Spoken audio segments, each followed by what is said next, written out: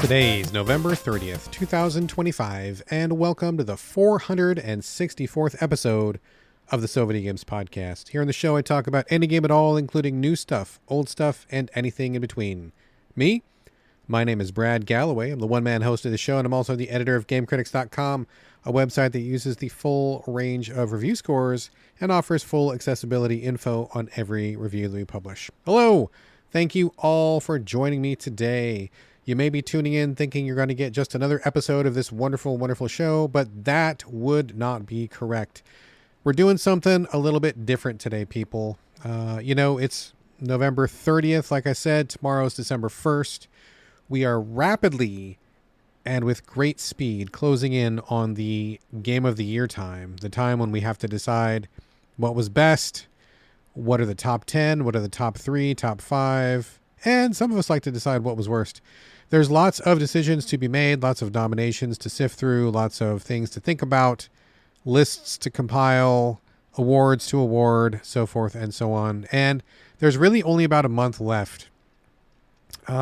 This is crunch time for people who are in the games industry when you're on the content treadmill, making reviews, articles, whether you're a journalist, reviewer, or a podcaster, or any combination of those things. This is when we all kind of think about, everything we've played in the past year and what should take top honors. I mean, it's just fun. It's fun. We don't have to do this. There's no one making us do this, but man, I love a list. I bet you probably love lists too. And I love hearing people's takes, their opinions, their thoughts. And that's really kind of the beauty of it. I think that everybody's got their own priority, everything they love and everything they didn't love, and they don't have to be the same. I don't think homogeneity is a good thing in general. And by that, I mean, I can remember the days when, one of the big sites or one of the big game magazines, if you know what a magazine is, would just kind of put out their top 10. And that was like what everybody kind of had to go by. I mean, of course, we all had our opinions, but, that was what everybody looked to. And these days, yeah, there's still the big awards. There's the Kayleys and there's, whatever. But I think the field is so broad and there's so many games out there and there's a little something for everybody, no matter what it is, that I think it's awesome that almost nobody's top 10 list looks the same. I mean, yeah, you're going to see the same usual suspects pop up here and there. There's going to be a few commonalities between all of them, and I think that's fine. I mean, a good game is a good game no matter who you are. But I love that we just don't see the same 7 games on everybody's top 10 list, and I love that. So I guarantee that if you listen to the show, you know that my picks are pretty unconventional at times. My tastes are a little bit outside the norm. Well, they're the norm for me, but maybe not for other people. And I get that, and that's fine, and I love that. And I love hearing other people's takes. And so in that spirit, I think what I'm going to do with this particular episode is take the remaining time left and start to chew through what I am thinking about. I'm going to peel back the curtain a little bit and let y'all have a little bit of a peek inside of my brain and on my list and see what's going on. I'm still deciding. Nothing is locked in. In fact, I just reviewed my draft of my top 10 list for this year, and literally nothing is locked in. There's a few games that are going to be on the list regardless, but nobody has their spot locked in. I don't have a number 1 locked in. I don't have a number 10 locked in. So there's a lot of play up and down that can happen. There's still room for, there's a month left. I could play something in the next month that would knock something off the list. I could add something new. Who knows, right? Who knows? So what I'm going to do today is that I'm going to go through a rough list of stuff that I'm thinking about, stuff that I've played, stuff that I like, stuff that's caught my attention, and it's randomized. So the first game I will talk about is not like the bottom game, and the last game I will talk about is not the top game. They're in no order whatsoever. I intentionally mix them up because I don't want anybody to think that the order I'm reading them in now is going to be the order that I will read them in later. And there's nothing saying that the games I'll talk about today, that any of them will be on my list. There's way more than 10 on this list today that I'll be going through. And so I still want to keep a little bit of the mystery. And in fact, I am still experiencing that mystery myself. I still don't know what the fuck I'm going to do. So that's kind of what we're going to go through. We're going to go through the games that I'm thinking about. Would love to get your takes. Would love to get your opinions. And in addition to that, I say this every year, but one person can't play everything. Even if you play crazy games, like I play crazy games. In fact, I just looked at my list. I keep a running list of everything I played during a year, and I think I was up to, oh gosh, I want to say it was like 230, 240 separate games that I've played this year. So I play like a lot of games, right? Like I play probably way more than the average person. Anybody in games journalism probably does. So even playing that silly number of games, there's no way that I can get to everything. There's always somebody who's like, hey, did you play XYZ? And I go, damn, no, haven't even heard of it. Or, hey, did you play this? Nope, that one's a new one to me. So regardless of how much time you spend in the industry, there's no way you're going to play everything. So that's what I need all y'all for. If I am missing something, if there's a big gap, if there's something that I haven't touched, haven't played, please let me know. I want you to write in and let me know. Now, I did put out a call earlier on Discord and Blue Sky and a couple other places where you can find me. And I got some nominations from people who thought there was some stuff I should take a look at. I'll go through those in a minute. But if you hear this podcast and you're like, damn, I haven't heard Brad talk about Game X all year long. He never covered it. I wonder if he even knows about it. I probably don't. Please let me know. I really would love to get all of your opinions, thoughts, feedback, suggestions, nominations, anything like that. Please help me out. There's no guarantee I'll be able to get to them, but I'm going to try to get to as many as possible. But if you have anything that you think is a hot tip, please drop me a line. All right. I think that's pretty much it. This is kind of, I'm making this up as I go along. I think this is the first time I've done a pre-GOTY show. We've mentioned it before, but I've never dedicated a whole episode to the pre-GOTY broadcast process. Can't even talk. So we'll see how this goes. This is kind of freewheeling and fancy free, so we'll see what happens. Before we jump into that, though, heads up that there is a Patreon supporting this show and the sister site, GameCritics.com. All the costs of Videogames and GameCritics.com are paid out of my pocket, my personal pocket, this pocket right here that my hand is in right now, because I record a podcast with my hands in my pockets.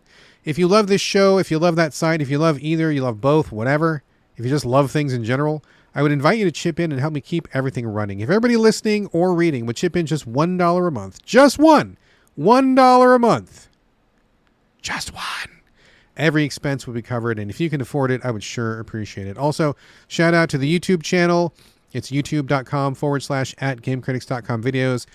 Good man Eugene Sachs is working hard over there, keeping that thing running. It's still getting off the ground. We have curated trailers that we all like. If you see a trailer there, someone on staff really liked it. There's reviews, interviews, the archive of Video Games, a bunch of other stuff. So check it out. Go over there, like and subscribe, all that stuff. You know the deal. You know the deal. All right. Before I get into the stuff that I will be chewing through on my own, I did get a couple of reader suggestions. I'm going to go through those really quick. First off, friend of the show, Mike Susky, also a GameCritics.com writer sometimes, when he has time, has suggested Sectori, Sektori, Sectori. He says, it's a great modern spin on Geometry Wars. It's exceedingly difficult to stop playing. It feels like a housemarque joint, stylish and polished as hell. All right, that's great. I like Geometry Wars, and I like shooters and that kind of thing. I did see this one pop up in my PR feed, and it didn't seem like something that I needed to prioritize when I saw it, because I was getting close to this show and Game of the Year and, trying to tie up loose ends and stuff like that. But nothing about, it seemed fine, but nothing about it seemed like something that I should consider. But if Mike likes it, that's good enough for me. He's got great taste, and he's a good guy. So I will try to get my hands on this before the end of the year. I just reached out to PR. We did not request a code because no one on staff had requested it. But now that I've got this on my radar, I'll see if I can get a code. And if so, I'll give it a shot before the end of the year. I believe it's on PC, PlayStation, and Xbox, if memory serves. Beyond that, longtime friend and listener, Upsello, had nominated 2. He said Expelled. I think that was from Inkle, I believe. He says, it's a really interesting as an investigation game that works in a series of runs. You have to manage people's schedules to snoop around safely. I did play this one earlier in the year, and I did cover this on the show. Now, I understand why you suggested this, and I think that you were right to suggest it, so I want to confirm that. But something about this particular game, and also the one before this, which was the same sort of time management thing, but they were on a ship. I forget what it was called, but it was like a lady kills her husband, and then she has to get away with the crime on the ship. And this is about a girl who gets expelled, and she has to not get expelled from school. Something about these games are so dense that I really struggle to kind of keep up with them. I just can't keep it all straight in my head. Maybe it's my advanced age, or maybe I'm just really busy with life, or I get too distracted or something. But if I put this down, something like this down for even a second, when I come back to it, I have forgotten what I'm doing and I don't remember what's going on. And it's really tough for me to manage these. But I think on paper, this would be my jam. And I did like the time that I spent with both of these. I just can't keep them straight. So that's a personal challenge for me. So thank you for that nomination. I get why you said that. But this one will not be on my list, but thank you. The other suggestion Upsello said was Type Help. He says, this is a very neat text-only investigation. Never heard of it, ever. I'm assuming it's probably PC only, given that it's typing, so I'll check it out. I don't play a lot of PC games, but I do sometimes. And if someone thinks this is a good fit for me, I will definitely check it out. So thank you, Upsello. Appreciate it. Last couple of nominations come from good friend Rob Scott, who has been a listener and a buddy for many years. Rob Scott says, first up, Reality Break, a very fun looter and shmup. This one, gosh, I'm trying to remember if I've even seen it or heard of it.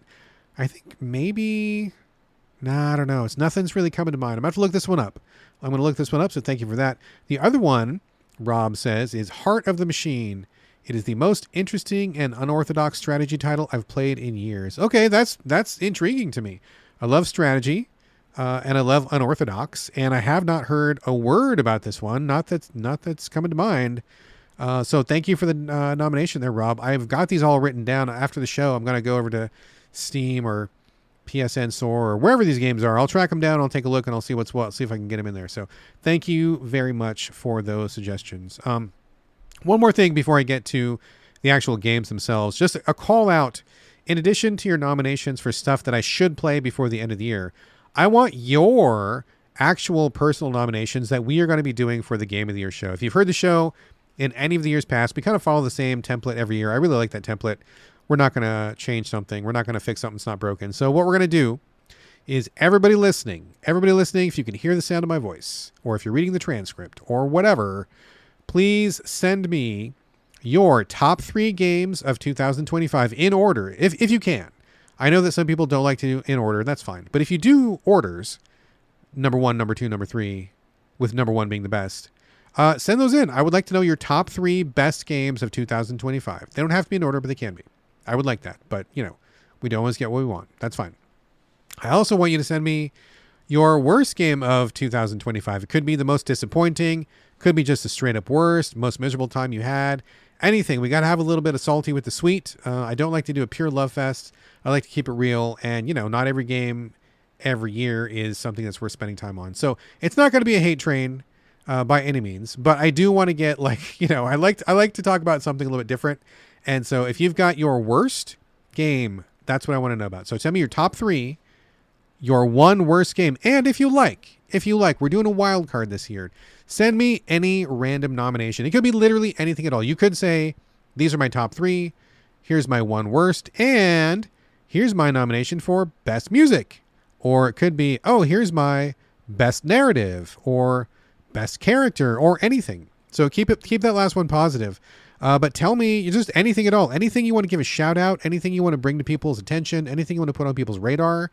I will read all these out like we always do every year. I will give you a shout out and I'll read out all the noms you give me. So top 3, your bottom 1, and then any rando nomination you want. Could be anything at all. Music, character, writing, graphics, best programming, best marketing, whatever. I seriously don't care. I just want to get some conversation going. And I love seeing what catches people's attention, what sticks with them. I think it's so fascinating. So that's what I would like. I'll repeat this in the show, but please send it in to me at the Videogames email. Hit me up on Blue Sky. You can email me directly. You can hit me up at GameCritics.com. You can get me in the Discord. I'm all over the place, folks. So send me your top 3, bottom 1, and your nomination. Okay. And with that, let's get to the list of games I am still mulling over. All right. Again, in no particular order, let's just go through these. I don't know how much I'm going to say about each one, but we'll just see what happens here. So first one, Promise Mascot Agency. This one was a big favorite this year. I believe it was brought to my attention by John over at Gaming in the Wild. What's up, John? It's a open world where you play a guy in a truck. So it kind of goes back and forth between some narrative sections when you're out of your truck, and then when you're playing the game, you're just in your truck and you drive around. It's just really silly and fun. You're in this like little rundown town in Japan, and you're trying to restart your mascot agency, which is just like what it sounds like, except for the mascots are real. Rather than being people in suits, they actually are what they look like. So there's a chunk of tofu. There's like a big cat that likes porn. There's very like an egg guy. There's various animals or whatever, tanuki or something, whatever. Anyway, the writing's really edgy and fun. It's really light to play. I think that it's very player friendly, where a lot of the icons are on the map. You didn't spend a lot of time just kind of blindly searching, which I thought was nice. And I think the controlling of the car / truck was good. It was fun because you could drive the car around, jump off stuff, like no fall damage or anything. You could drive it into the water and turn it into a boat. And my favorite thing was going off a ramp and it would turn into a jet. And just like the controlling of the car in the air, something about it was just like on point. Like it was so fun to control. And I loved flying around the landscape, just going from place to place. Like it just really had the fun factor dialed in like really hard. And it was just silly, goofy fun. Kind of like Yakuza, but like not as serious and like open world and you're vehicle focused. And plus your car could fly. I don't know. It was just something about it. Like all the vibes were just really on point. I was glued to this one until I ran credits. So it was pretty good. Next up, Sorry, We're Closed. This was a really strange psychosexual indie. Played it on, I want to say the PlayStation. It's got those like janky pixely PS1 graphics on purpose, and it's about a woman who meets demons. Like these demons are masquerading as people. There's like a whole demon world, and she's trying to like navigate this space. It's about dating. It's also about love. It's also about interpersonal relationships. It's about sex. It's about all these other things, and it just is really abstract and strange. It's got a very kind of like Persona vibe to it, in terms of like how edgy it is and how weird and dystopian it feels. There's no like creature collecting. It's like basically a third person, action / RPG kind of a thing. And it's just really very bizarre and interesting and dark and gritty and kind of like lusty.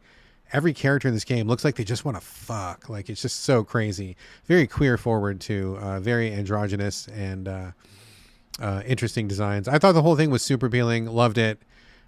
Pretty unlike basically everything else I played this year, and I could not believe it was on console. It seemed, I don't know what miracle got that thing greenlit, but there it is. So Sorry, We're Closed. Very, very, very interesting stuff. Next up, Stories from Soul, the Gundog. I played this like the very beginning of the year. This was a visual novel that really strikes me as something from back in the day. And I believe the developers even call that out. Like they are inspired by stuff like Snatchers from way back on Sega CD or whatever the Japanese equivalent of was. I can't remember what the Japanese console was called, but like one of those Japanese home computers that Snatcher came from. It's just like the music is on point. It's a visual novel where you are in space and there's kind of like these Gundam type robots and you're a pilot, but you're also on the ship that carries the Gundam robots and you're investigating. I should be careful what I say because I don't want to spoil the story. You're investigating stuff. Things happen. But it's like an investigation game. It's a visual novel. It's a little bit of a mystery, but it's also comedy. I think the writing is super on point, just really enjoyable, really fun. And I just had a blast with it. I had a couple of stopping points in the campaign where I felt like it got a little sticky and I couldn't figure out where to go. And the developers were really cool about it. I was in communication with them as I was playing it for review, and they were kind of giving me some pointers. And there was one point, man, I got so stuck for like a couple days, and we were trying to figure out what the heck was going on. I think we finally figured it out.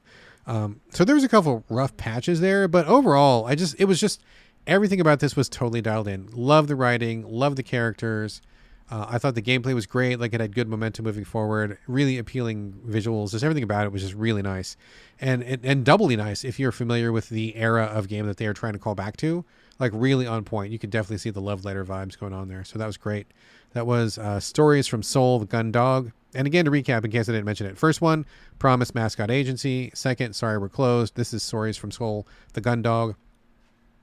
Next one, Rogue Waters. This one is probably the roughest in terms of production out of everything I've got on my list this year. But man, I loved it. I had so much fun with it. This is a turn-based strategy roguelike tactics game where you play a group of undead pirates. That's where the roguelike comes in. You kind of die and try again. But there's also a story campaign, and there is progression and permanent progression. And the classes were just fucking interesting. There's like a sniper lady, but her sniper movement and her ability was like not like what you would think. There was like the regular captain guy who had swords. There's like a guy who's like a big brawler guy. There was a girl who's like a backstabber. But they all had these like really unique pirate spins to them. Like all the powers, it was like you would look at them and you're like, oh yeah, I know what this guy does. But actually not quite, because like they would do something slightly different. I thought also the battles were each broken up into two separate sections. The ship battle before you got into proper battle, where like your boats would come up alongside each other and you would have the ability to use your cannons to like wipe out the other team before you even started combat. Fucking amazing. I love that idea. Like come up, you got these buff cannons, you blow dudes off their deck and you can skip the whole battle because you killed them all. Like that's amazing. If you don't kill them all, then you swing on the rope over to the other ship and you do kind of square-based, tile-based strategy. Grid-based is probably the right term for that. And it was just fucking fun. Like it was fun to play. I love the powers. I love the advancement. I love the character types. The story, here's the thing. I loved that it had a story because it gave me an objective to shoot for. You rolled credits. You felt satisfied. And it was great. The story quality itself, not that great. I didn't really care about what was happening, but I appreciated that it wasn't just one of those games like roguelikes sometimes do, where they feel like they go on forever. Where it's like I knew what I was shooting for, I knew how long it was, I knew what the goal was, and I really liked that the story gave the gameplay structure, even if the story itself wasn't like the world's greatest script. So hopefully that makes sense. I had the best time with Rogue Waters, probably one of the best tactics games I've played all year. And I have heard almost nobody talking about it. One that I also have heard nobody talking about is called All In Abyss. This is a visual novel / poker game that is also a death game.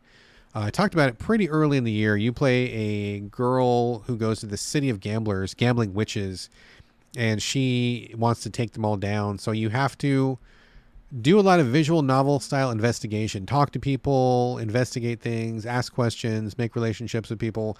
But then it comes down to doing poker battles against like a series of witches. And each one has some kind of special ability that you have to overcome. I believe the first witch used smell or something like that. Like they could smell when you had like an ace in your hand or something like that. And so you had to come up with something that stunk really bad so they couldn't use their smell power to kind of like make the level at the playing field, right? So there's like a fantasy twist. If you lose, like some bad stuff can happen. If you win, some bad stuff can happen. It's like it's got that edge to it. Reminds me a little bit of Danganronpa or something like that. Alice in Borderlands a little bit. So I think it's a pretty cool mix of death game, poker, actual poker, but then also like fantasy poker, but then also visual novel kind of stuff. And I believe, if memory serves, this was a game where like every single character was like a lesbian in it too. Anime lesbian. Not that really mattered here nor there, but I thought it was just kind of an interesting point of reference for this one. But had a great time with this one. Didn't finish it, so I think that's one. I don't want to say it's a mark against it because I think it was just about me. I got really busy. I was loving it when I was playing it. Had a great time. I'm not sure how much of the campaign I have left, but I put it down to play something else and didn't come back. But certainly this is one that I'm considering, and I've got enough time to come back and finish it too.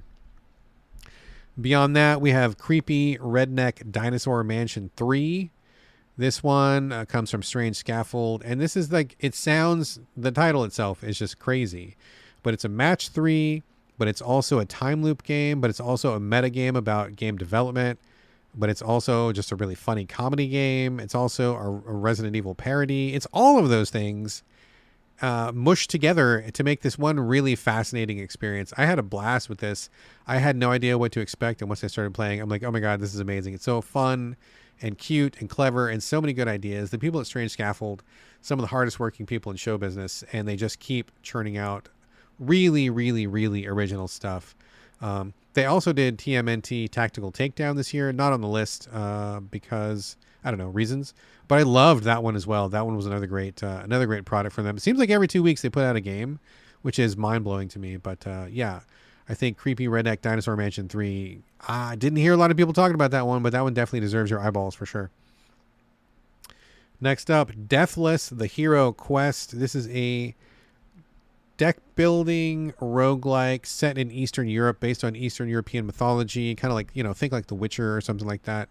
You have 4 distinct characters to complete quests with and get to the ultimate big bad. It's structured a little bit like Slay the Spire, but you have to play each character, get through their quests, beat the game, and then like once you've done all 4, then you can go on to the final thing. Each character, as you would expect, plays quite differently. The first person has like a whip that can hit multiple enemies. The second person has an army of fairies that surround her, and they each do like these passive effects. The third guy has a big sword and shield, so he's got like mega defense, and he can like double and triple and quadruple down on his defense to tank through stuff. I forget what the fourth guy does, but it's a really great, well produced. The graphics are fucking amazing on it. I think the characters are all pleasantly different. I love the UI. It's very straightforward and clear, easy to play, so easy to play, especially if you're familiar with the genre. I feel like it's just like butter, man. Just so easy to get into that and play. It's just, what a pleasure. What a pleasure. It seems like they really took the time to polish that thing through, really sanded off any rough edges. And it's so easy to do run after run in that game. Really like that one a lot. That is Deathless, the hero quest. Next up is Kyborg, Kiborg. Oh man, I love this one. This is a third person real-time combat roguelike. And it really does lean into the roguelike. If you've heard me on the show before, you know I'm Mr. Roguelike, and I like the favorite ones that I like are roguelikes where you have a chance to actually win on your very first game. If you are clever, if you can manipulate your gear the right way, if you get some good RNG. I like roguelikes where you don't have to grind for 1,000 years to get through the game. And although there is a little bit of grinding that I think you probably got to do in Kyborg, it's really minimal. It's very fast. You get resources pretty quickly, and you have a skill tree that you can choose to unlock whatever matches your playstyle. But the actual combat itself, what was good about this was, number one, they have this weird, gross, like post-apocalyptic, like mutant kind of vibe going on. And whenever you would get a power, like it would change the way your character looked. And I really appreciated that. It's a small detail. Doesn't really affect the gameplay, but it showed how much they cared. And I loved like mixing and matching the pieces on my guy. He would like grow these pieces, or metal would be in his body, or you get a weird helmet or something. And it just looked really fucking cool. But the powers, you were able to get these crazy OP builds, dude. Like at first the game seems like it's impossible, but once you figure out what the powers do and how they interact with each other, oh my goodness, so many cool fucking builds. I ended up beating the game, I think 3 or 4 times. I went to the arena mode, where I believe it's an endless mode, and I basically beat that too. I got to a point where the enemies couldn't kill me, and I was so strong, like I could just basically, kind of like Vampire Survivors, just stand there, and people would just throw themselves at me and die. So I ended up just like quitting the game because I just kept going infinitely. They could not kill me. Like I was basically invincible. So I'm going to call that a win. I think I beat that mode. But it was just so fun, the crazy, and they were so different too. I think the first time I beat the game, I had like this really strong electrical field going on. I think the second time I beat the game, I had some kind of like overpowered gun build. I think the third time I beat the game, I had like a poison build going. And they all played like quite differently. Sometimes you're up close, sometimes you're at a distance. Kyborg, it looks like a real janky, like why am I looking at this kind of game? But man, they dialed it so hard in on the gameplay. Really, really love that game. It was so fucking fun. One of the most fun, straight up, just like unadulterated fun games I played all year long. I very rarely beat a game more than once, and for me to beat a game 3, 4, 5 times, that really says how much I enjoyed playing it. Just the mechanics itself were just a joy to play. Next up was Discounty. This is a top-down 2D store management sim where you move to a new town to help out your aunt, I think it is, who's running a grocery store, and you take over the store. You can set up the store inside how you like. You have different displays, you've got different foods, you can talk to different people and get different foods stocked to your store. And then there's also kind of like a couple mysteries happening in the town that you got to figure out. You don't know if it's supernatural or what's going on, but there's something happening in the town, but also you're mostly running the store. I think this game was really, really fun. Small size, great size. I think the quests that you do were all pretty straightforward and understandable. I did not really need an FAQ for any part of it, which is great. Always a big plus in my book. The graphics are super cute. I thought the store management was just really well done. There was like a little mini game where you had to ring up customers, and at first that was difficult, but as you upgrade the store, you eventually get to do like a UPC scanner, just like in a regular grocery store. Speeds up the whole thing, goes really easy, so that really removed my one big problem. I think it just was really fun. I really was glued to this. I wanted to know what happened in the town, and I thought just managing the store, I was always trying to like optimize the store. Like, can I get one more shelf in? Can I change the type of shelf? Can I get more food in here? What am I doing? How am I restocking? It was just really, really well done. I haven't played a store sim that was as fun as this in quite some time. And everything about it was just really polished, really fun. Next up is a little unknown indie called Claire Obscure Expedition 33. You may have heard of it. Of course, it was like the game that came out of nowhere to just blow everybody away with like a new take on gameplay with its counter-heavy gameplay in the traditional RPG structure. But more than that, the art style, aggressively French, which we don't get a lot of. The whole game was aggressively French. And then the story was like, wow, man, these guys were swinging for the fucking fences. Not going to spoil anything here. But, I mean, a very mature, very well-written story that, to be perfectly frank with you, I wasn't sure was going to come together when I was playing it. I was like, boy, what is it? What's happening here? What's going on? And then when you get to the end and you see the reveals, you're like, but damn, okay, that came together. That was wild. There's, like many games of this type, I think there are certain story threads that were never resolved to my particular taste. I think the large strokes overall, pretty brilliant. I love what they were going for. I love the tale it told. I love the characters and just like the new spin on RPG with all the countering. I will say a couple knocks against it. So this is the interesting thing about living in the time we live in, is that an experience when a game launches can often be very different from later on. As I always say on the show, the best time to play any game is at least 6 months after launch. And that's true. That is absolutely fucking true. That is true as anything. And when I played Claire Obscure, the countering was quite difficult. And I struggled with it. I mean, I could counter most of the time, but there were some enemies that were just... They were obviously built to fake you out rather than just being straightforward countering animations. And I really struggled. And so I didn't end up leaning on countering that much. But soon after the game launched, they changed the parry windows. And I think they increased them by like 30% or something like that. It made a huge difference. When I started watching videos and when I went back to play, I'm like, oh shit, I can parry everything now. That was not the case when I played through. So not a huge knock. I think the other huge knock for me is the third act. It's like it's very narrative, driving forward, the pace is good, and then you get to the third act and they basically open up the whole world and dump you into like this directionless area where you just kind of have to figure out where you want to go. You can finish the story, which is what I did, or you can like fuck around in the world, which I was interested about, but I didn't remember where things were. There were no map markers. There's no quest tracker. So I forgot where stuff was. And then a lot of that stuff is really game mechanic specific. There's a system of upgrades. I'm not going to get into it here, but like the system of upgrades and powers that if you really get into it and tweak it, you can have these like crazy OP builds. But I didn't really jive with it that much. Like I did the system well enough to beat the game, but that's a pretty low bar. I think I was never able to hang with some of the tougher bosses and some of the very specific bosses. You had to have these specific power-ups and specific abilities and synergize them a certain way and like get the right weapon. And if you really like tinkering with that kind of stuff, that's what like most of the third act was about. And so I ended up just skipping all of that. And I felt like that felt kind of bad to me. I wish that there was a better on-ramp for that, or there was a bit more structure to it, or at the very least more of a quest marker system so I could remember where I was going and what I was doing. I just felt like it kind of stumbled at the end, and there was a lot there for people who were willing to like really put in the effort and go the extra mile, which in some respects I can understand, but also I feel like a lot of people felt like they got unceremoniously dumped right there, and they were like, well, there's like all this content left, some of it, pretty relevant to the story, but I just can't interact with it and can't engage with it because I feel like I'm just drowning in the deep end here. So I think that was a stumble for me. I don't like how they handle the third act, but otherwise, I mean, graphics amazing, characters amazing, story amazing. I mean, whatever. I don't got to talk about this game. Everybody fucking knows about this game. So, Claire Obscure, obviously on the list. Next one, another big one, The Alters. So this one I had a problematic history with. This was coming from 11-Bit Studios, who made Frostpunk. And this is about the story of a guy who gets stranded on a planet. It's a third-person action, but it's also a sim. It's also base management.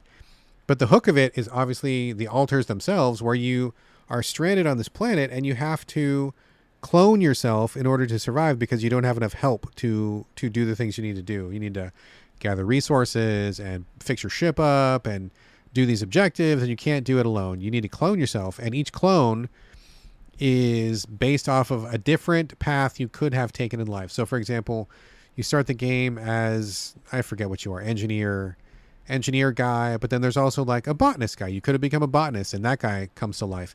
You could have become a bouncer. You could have become a scientist. You could have become a doctor. Like, you could have done those things, but you didn't. So they somehow, through the magic of video games, create what your life would have been if you had taken that path, and then they come to life and you have to talk to each other and help each other out and see how you would have turned out in different ways. Pretty brilliant concept. Really liked it a lot. I love the base management system. I loved most of the gameplay. There's one aspect where you do fight enemies, which I didn't really feel compelled by. I think this game would have been perfect even without the enemies. I did not need that aspect of it, but even with it, quite compelling, and I enjoyed it. The problem was that there was a bit of a scandal about AI usage. So I'm still very much against AI. I do not feel like it's inevitable. I do not feel like we have to get on board. I do not feel like it is the future. I feel like we can make choices and not have to use it. And really, I'm more invested in people, creativity, artistry, the human condition, the human spirit. That's what I'm about. Not really very interested in using AI for anything. And 11-bit, unfortunately, said that they had non-disclosed some AI usage. Now, according to them, it was very small potatoes. It was like some text on a background image. And I believe they also launched with an AI translation because they didn't have a translator for a country. It really tainted the whole experience. I was really on board with this game, and it was a favorite of mine for a long time this year. But the AI just stunk it up. They have since removed the AI elements from the game. They went back and put a real translation in. They replaced the images. So apparently what's in the game now is all human crafted, which is great.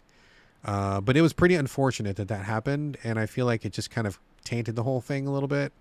So, I mean, you got to give people a chance to redeem themselves, right? So, like, I believe, like, you know, people can make mistakes. You can make an error, and you have to have a chance to come back from it. Otherwise, what's even the point?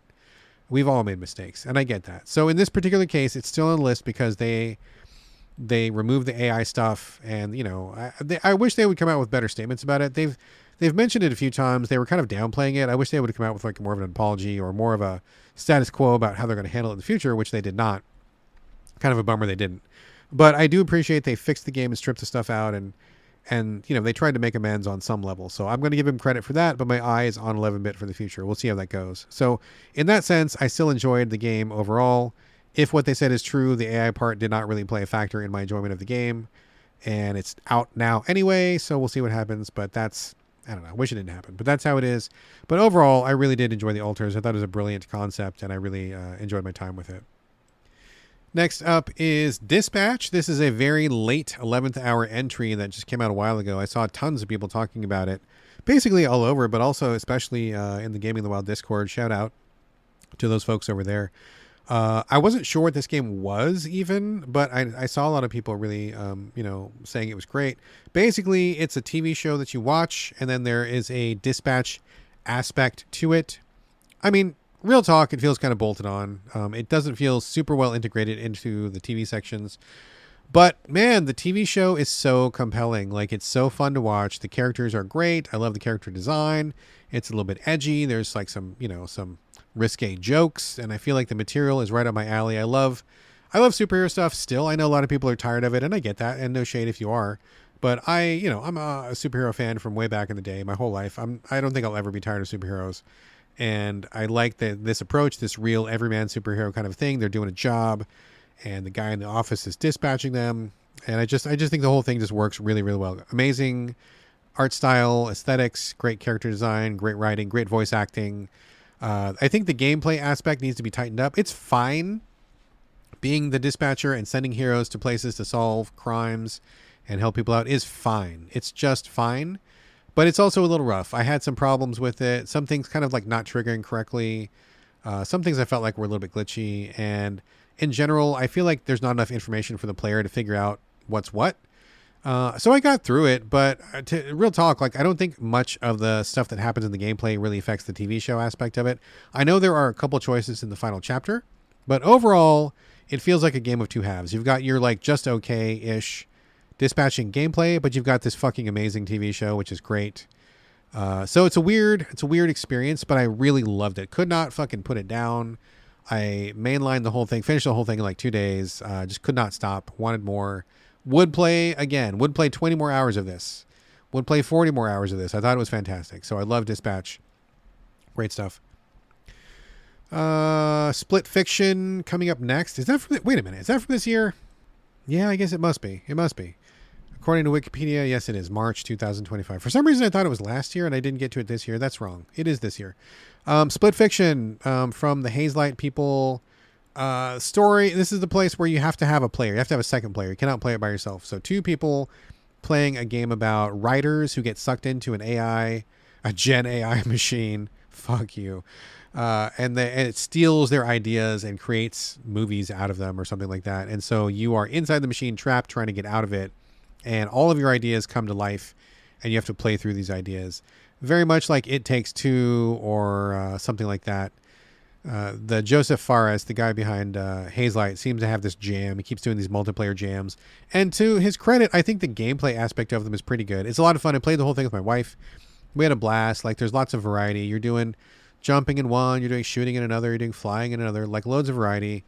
And the story was just like, whatever, it's okay. Like, it got us through, but pretty typical stuff.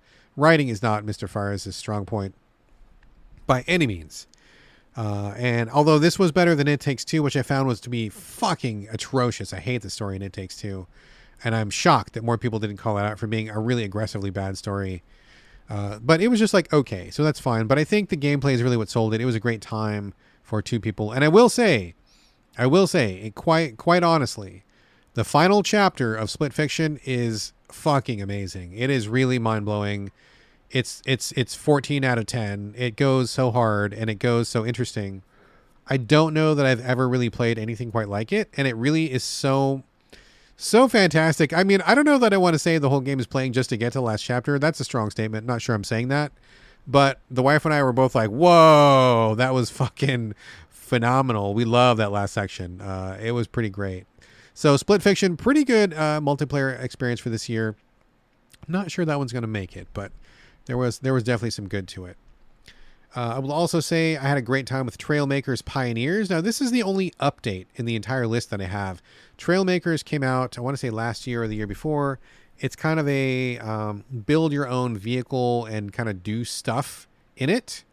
But the Pioneers update specifically gave it a storyline, it gave it a quest, it gave you objectives to hit, and it challenged you to build specific levels to get through story missions, which I found to be very interesting.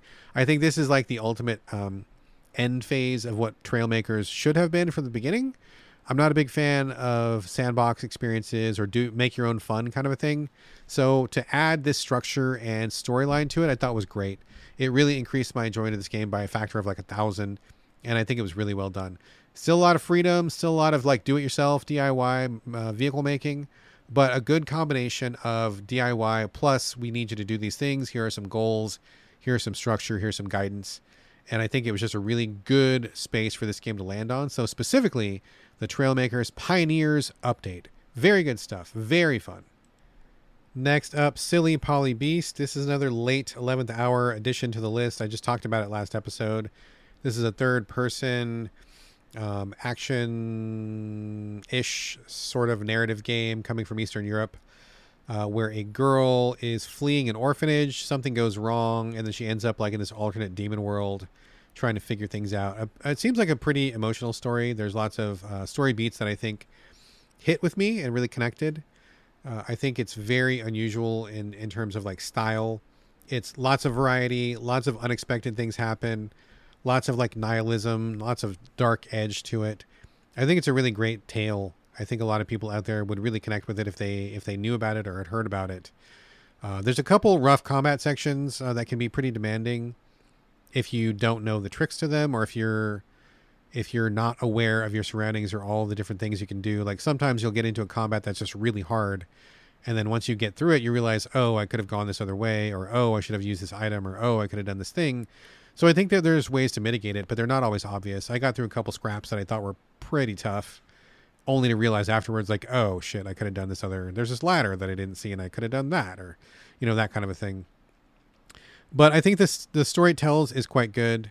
And I think it stands out for being quite forward and brave in what it does. It's a little bit audacious sometimes.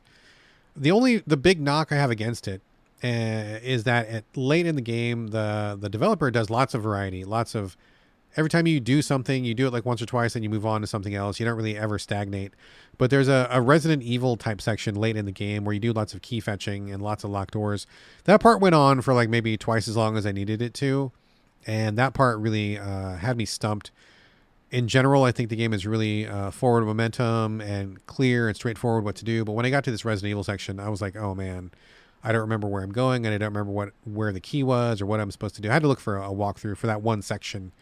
And multiple walkthroughs exist for that one section. So I think other people had the same problem. But that's a pretty small downside for what is overall a pretty amazing experience.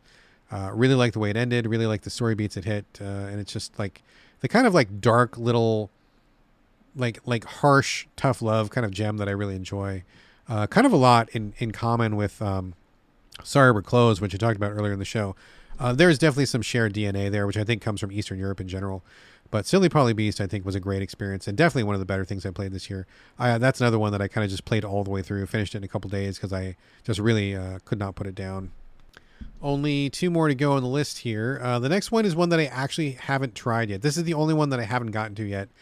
Baby Steps. I heard a lot of people telling me that this was something that I should look into because I do like these like masochistic mechanic games every once in a while. If they're really done well, I can really enjoy them. I really get into them sometimes. And people said this was like a really, really good one to get into. I haven't played it again, but this is where you play a guy who's like, I don't know, he's like learning to walk or something. And so the whole game is about managing his walking through these like ever increasingly difficult situations. It does look like something I would like. It does look like my kind of jam when I'm feeling like I want to punish myself. So I was not able to get a code for this one. I'll have to just pay for it. And again, that's what your Patreon dollars help me buy. If every time I don't get a code, I dip into the Patreon and I buy a game and keep the show running. So I will probably try to nab this one before the end of the year. We'll see. It definitely seems like something I'd like. The final thing that I think is in the running so far, Citizen Sleeper 2 Starward Vector. I played this one at the beginning of the year. I think it released in January or February, so a while ago. And I talked about it for like 2 or 3 episodes at the time. I don't have the episode numbers, but you can go back and hear my struggles. I played it on PlayStation, and it was pretty buggy on PlayStation. I had a couple crashes. I think one time some events keyed off the wrong way, and something happened that did not seem like I had caused it to happen. There were some problems. I was in contact with the developer, Gareth Damian Martin. I believe that's his name. Their name. Sorry. And they were helping me through it. But honestly, I think it just needed a couple more passes through QA. It was a pretty buggy experience. I ended up trying to finish it like 3 times, which is actually 2 more times than I give most games. But since the original Citizen Sleeper was like my overall game of the year and just a marvelous, marvelous experience, I felt like I really needed to give the extra effort to this one. So I restarted yesterday. So this will be like it would have been my 4th playthrough or attempt at a playthrough. But I forgot how to play the game, and so I fucked something up. I'm like, oh, that's right. Okay, now I remember, and I scrapped that playthrough, and then I started a 5th playthrough. Now, at this point, I can hear John from over at Gaming in the Wild screaming into the void, Brad, no! You're meant to just play through. Whatever happens is your playthrough. Just live it and fail and roll forward. And I say, no, John, no. I don't like to play like that. It bugs me. I cannot do that. Now, unfortunately, they do not let you save anywhere. I would love for a quick save in this game. I don't think there is one. I'm pretty sure there's not. I believe I looked for one. I couldn't find one because you have to like use board game mechanics. You're rolling dice and you have to make choices and whatever. I'm not going to get into the whole thing right now because I'm getting tired and I want some dinner. But it is a very board gamey kind of thing, and sometimes things happen. And after being burned, especially on this game when it was buggy, I haven't hit any bugs yet so far, which is great. It seems like all the bugs were fixed, which is great. So thank you to the developer for fixing that. I just don't like practically, I don't want to spend any more time on it, but I do want to finish it. But I've also played the sections that I'm seeing. Like, this will be my 5th time seeing some of these, and I want to just get past it. So I don't like the play forward, and I get it. I hear you, John. I hear you. I hear that howl over there in Reykjavik. I hear you. But like, I'm just not that kind of guy. I am a min-maxer sometimes. I am a completionist sometimes. I am a perfectionist sometimes. And for whatever reason, this game really brings it out in me. And I just can't keep going when I feel like things go especially wrong, like when it's not my fault. And that happened a lot the first 3 times. And this time, not really so much. This time it's going fine. I just forgot the mechanics, which required me to scrap playthrough 4, and now I'm on playthrough 5. So I'm giving it a fair college try. I really want to get through this. I loved the first one, adored it, and I really love the mechanics. I love the systems here. I think it's a brilliant game, despite all my bitching and all my perfectionist and all my restarts and stuff. I think this game is brilliant, and I have a strong suspicion this one's going to be on the list. I think this is just really good stuff, and the kind of stuff that you could really only make as a video game. I don't think it would work any other way.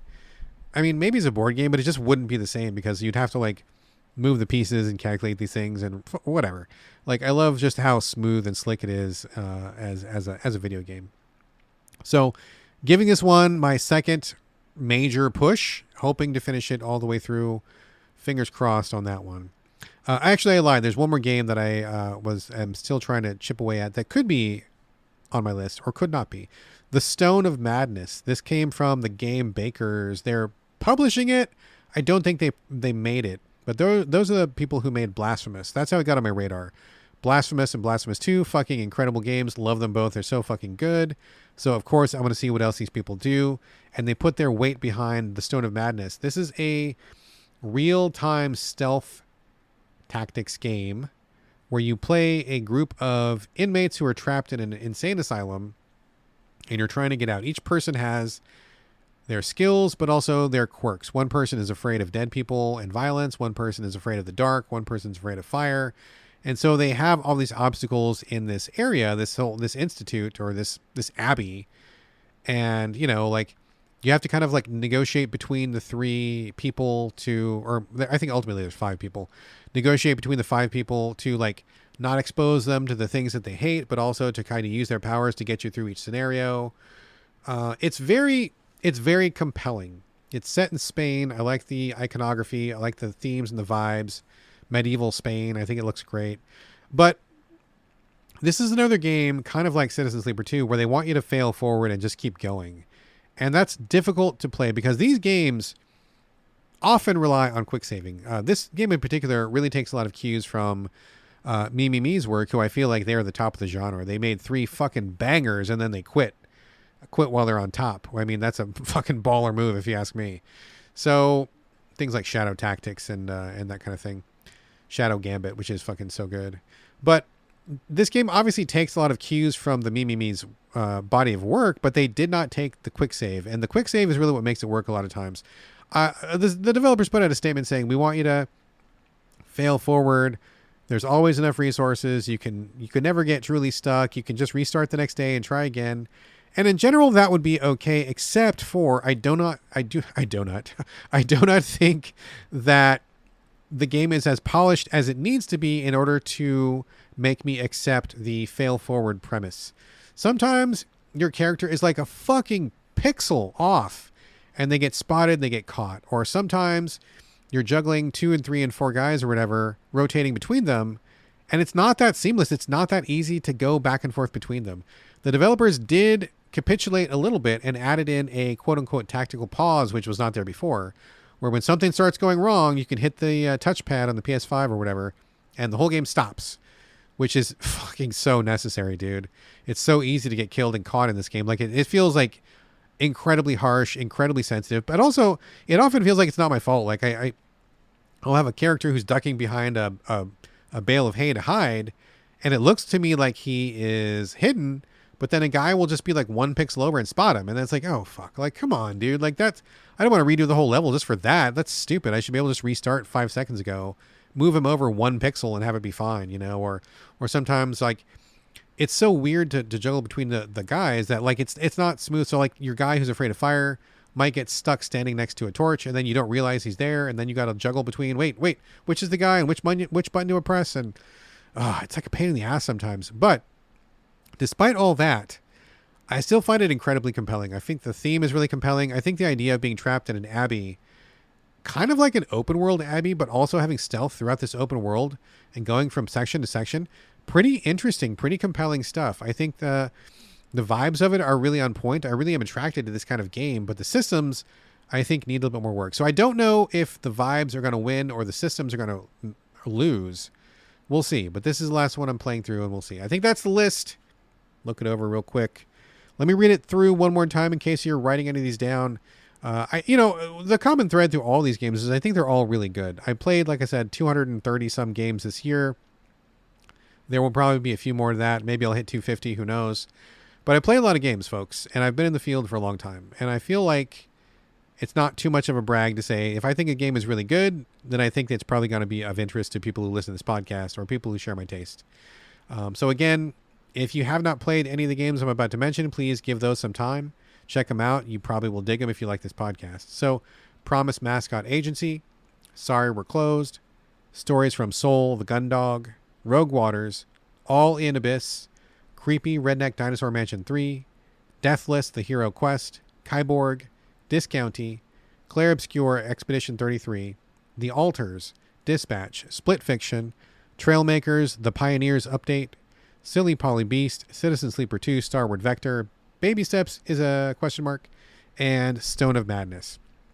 So check those out. Play them if you haven't. Give them some love. Give them some attention. You never know. You might find your brand new favorite. And I feel pretty confident that out of all these games I just went through, I will be able to cobble a top 10 at the end of the year. So we'll see what happens. I don't know what's going to take the top spot. Like I said, it's all kind of up in the air right now, but we'll see. And who knows? If you send me some suggestions, maybe I'll play something else and we'll have a whole brand new surprise edition at the very last minute. All right, folks, just a quick reminder before the end of December, please send me your top 3 of the year, your bottom 1, what was the worst thing you played, and any rando nomination, any wild card. Best music, best story, best character, best anything. Keep it positive. Send it in. I would love to get all of your suggestions. I want all your nominations. I'll read them off on the Game of the Year show. Give you a shout out. It'll be good times. All right, folks, that is the end of this pre-GOTY show. Before the closing music, we'd love for you to leave reviews, share the show on social media, but most important of all, please recommend So Video Games to your friends, because nothing beats good old word of mouth. And as always, don't forget to send in those suggestions and nominations. Also, questions and comments. Would love to get those. To send in anything, you can hit me up at sovideogamespodcast@gmail.com. Also, I'm on social media, Blue Sky and Instagram. It's my name, BradGallaway, all A's, no O's. You can also get me in the So Video Games Discord, which is totally free of charge to join. Just drop me a line through any of the channels I just mentioned, and I'll get you on board to continued conversation. Join our little happy family. And finally, if you would like to support this show or GameCritics.com or both and help with the cost of running these things, these lovely things, you can do that over at patreon.com/the So Video Games Podcast. Every single dollar helps for realsies, and €1 helps that much more. Folks, that's going to do it for episode 464, pre-Game of the Year warm-up. Thank you again for joining me here on the So Video Games Podcast, and I'll see you next week.